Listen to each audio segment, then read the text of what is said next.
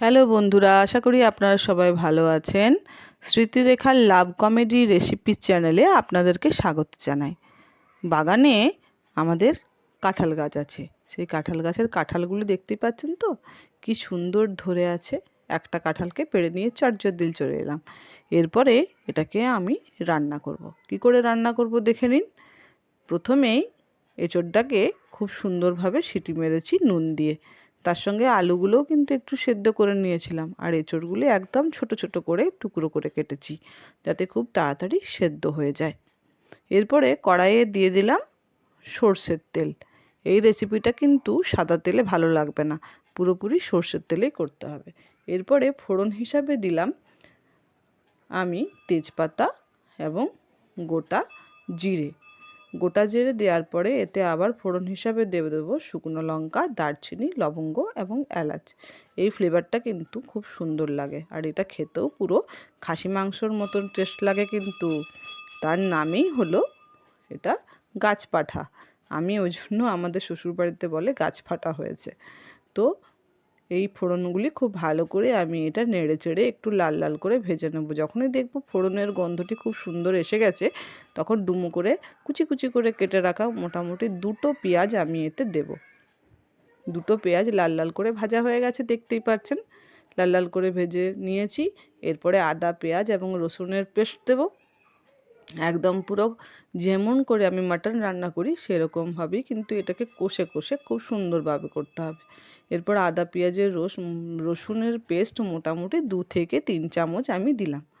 এরপরে এতে দিয়ে দেব শুকনো কিছু গুঁড়ো মশলা দিয়ে ভালো করে আবার এই মশলাটাকে নাড়িয়ে নেব। মশলাটাকে নাড়াতে নাড়াতে দেখবেন আস্তে আস্তে তেল বেরিয়ে এসেছে, তখনই এই মশলাটি আস্তে আস্তে কষা কিন্তু হয়ে যাবে। দেখতেই পাচ্ছেন আমার মশলাটা মোটামুটি কষা হয়ে গেছে। এতে দিয়ে দেব সামান্য জিরে গুঁড়ো, সামান্য হলুদ গুঁড়ো, সামান্য নুন আর সামান্য ধনে গুঁড়ো। এই কয়েকটা মশলা দিলেই এই রান্নাটা পুরো ফাটাফাটি খেতে লাগে। আমি কিন্তু এতে দিয়েছিলাম একটু সামান্য চিকেন মশলাটাও কিন্তু এটাতে দিলে কিন্তু খেতে খুব সুন্দর হয়। এই যে দিয়ে দিলাম ধনে গুঁড়ো, এই যে দিয়ে দিলাম জিরে গুঁড়ো, 1 চামচের মতন ধনে গুঁড়ো, 1 চামচের মতন জিরে গুঁড়ো, 1 চামচের মতন নুন। কারণ আমি সেদ্ধ করার সময় নুনটা দিয়েছিলাম, তো তার জন্য আমি সব অল্প অল্প করে দিয়েছি। 1 চামচ ধনে গুঁড়ো, 1 চামচ জিরে গুঁড়ো, আর 1 চামচ হলুদ গুঁড়ো, আর অল্প সামান্য স্বাদ মতন নুন, আর একটু সামান্য দিয়েছি আমি চিকেন মশলা। পাউচ যে চিকেন মশলা পাওয়া যায়, সেই চিকেন মশলার পাউচ আমি অল্প সামান্য দিয়েছি। এতে কিন্তু টেস্ট পুরো অন্যরকম হয়, কারণ ওটাতে একটু গরম মশলার ফ্লেভার থাকে।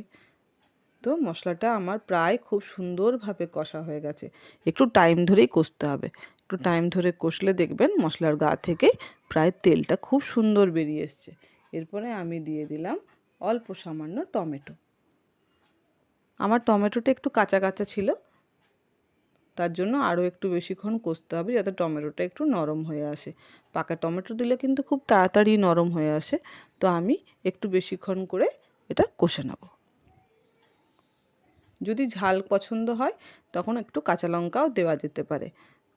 এরপরে দিয়ে দিলাম স্বাদ মতন একটু চিনি, কারণ এঁচোড়ের জলটা আমি পুরো ফেলে দিয়েছি, তাতে একটু কষা কষা ভাবটা চলে গেছে, আর চিনি দিলে আপনার কষা কষা ভাবটা একবারে চলে যাবে।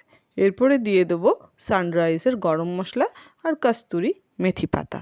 ধনে পাতা থাকলে কিন্তু ধনে পাতাও দেওয়া যেতে পারে, আমার বাড়িতে ছিল না, তাই আমি একটু কস্তুরি মেথি পাতা দিয়েছি। এই দেখুন, এরপরে মশলাটা আরও ভালো করে কিছুক্ষণ কষিয়ে নেব।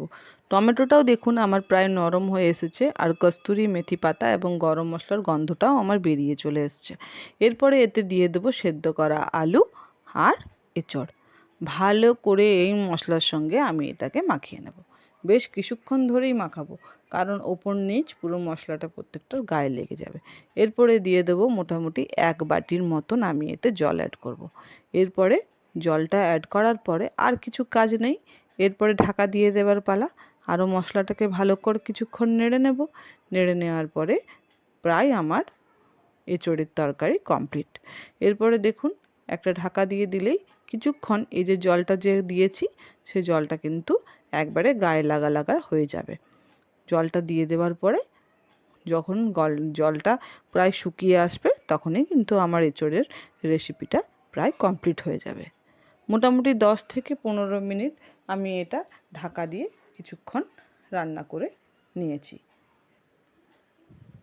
আবার কিছুক্ষণ পরে আমি ঢাকনাটা খুললাম, দেখুন অল্প সামান্য এখনও জল প্রায় আছে।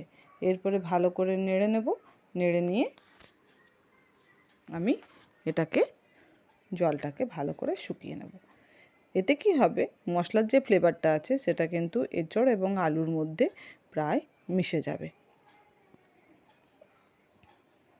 এরপরে আমার মোটামুটি এঁচোড়ের তরকারির জলটা প্রায় শুকিয়ে এসেছে, দেখুন। এরপরে দিয়ে দেবো একটু সামান্য ঘি, একদম খাঁটি আমি বাড়িতে ঘি বানাই, সেই বাড়ির তৈরি ঘিয়ের গন্ধই আলাদা। তো আমি এতে মোটামুটি 2 থেকে 3 চামচ আমি ঘি অ্যাড করেছি। আর এবারে কিছু কাজ নেই, এবারে একটু ঢাকা দিয়ে স্ট্যান্ডিং টাইমের জন্য রেখে দিলেই এঁচোড়ের তরকারি গরম গরম রেডি। গরম গরম ভাতের সঙ্গে এঁচোড়ের তরকারি পরিবেশন করুন। আশা করি আমার এই ভিডিওটা আপনাদের ভালো লেগেছে। ধন্যবাদ।